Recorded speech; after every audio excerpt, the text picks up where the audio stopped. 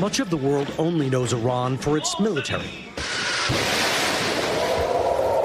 Its missile strikes on Israel, its anti-American rhetoric, and strict Islamic laws.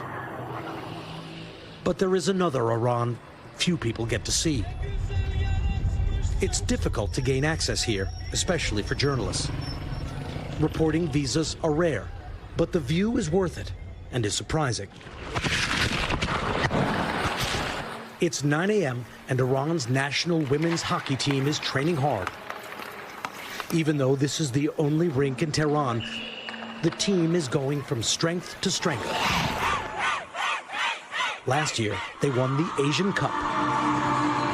Do you think the outside world understands Iran, understands what this place is really like for women? I think they can understand, but it is one of our most important purpose to show the other countries and to show the world how much our women are capable and what they're capable of. Iranians are far more multidimensional than how they're generally portrayed. And change is happening. On the streets of the capital, Tehran, women increasingly dare not to wear the Islamic headdress or hijab. It's illegal for a woman to show her hair, but so many women are doing it, the government is doing little to stop it, at least for now. It's happening in rich and poor neighborhoods across the country. And it didn't come easily. Women protested and faced police violence until authorities relented. Iranians are seizing more personal freedoms, whether those in charge like it or not. And they're pinning their hopes that a deal with the United States on Iran's nuclear program could mean the end to sanctions that have kept Iran isolated and its economy in a prison. The Azadi Innovation Factory is known as Iran's Silicon Valley. It's full of young entrepreneurs who are working on everything from AI and fintech to web design. But for now, it's mostly just for the internal market, making it nearly impossible for startups to gain any traction. But that doesn't mean they're not trying. What is it like living in a box?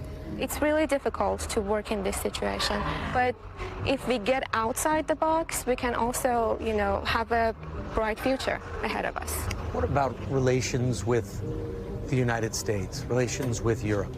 What most people think of Iran, they think everyone hates the U.S., everyone hates the West. Well, I can assure you and I can guarantee that it's completely wrong.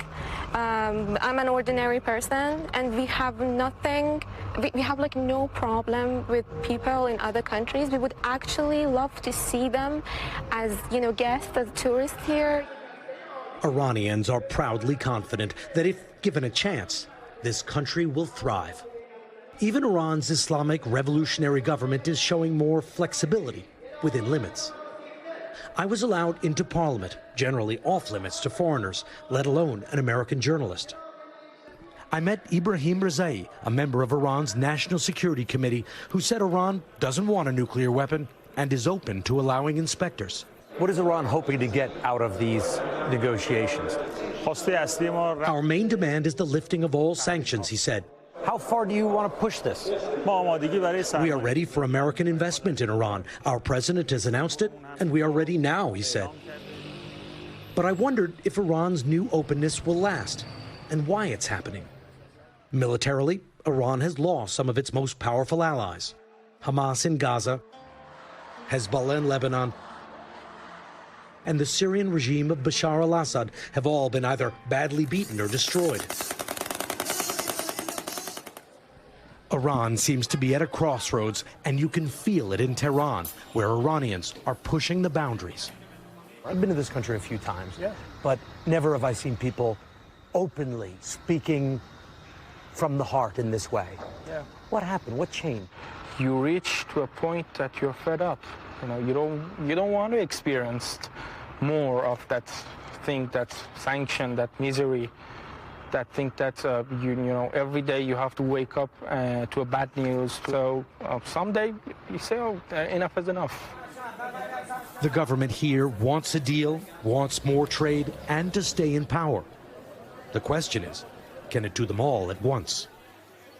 Richard Engel, NBC News, Tehran. Thanks for watching. Stay updated about breaking news and top stories on the NBC News app or follow us on social media.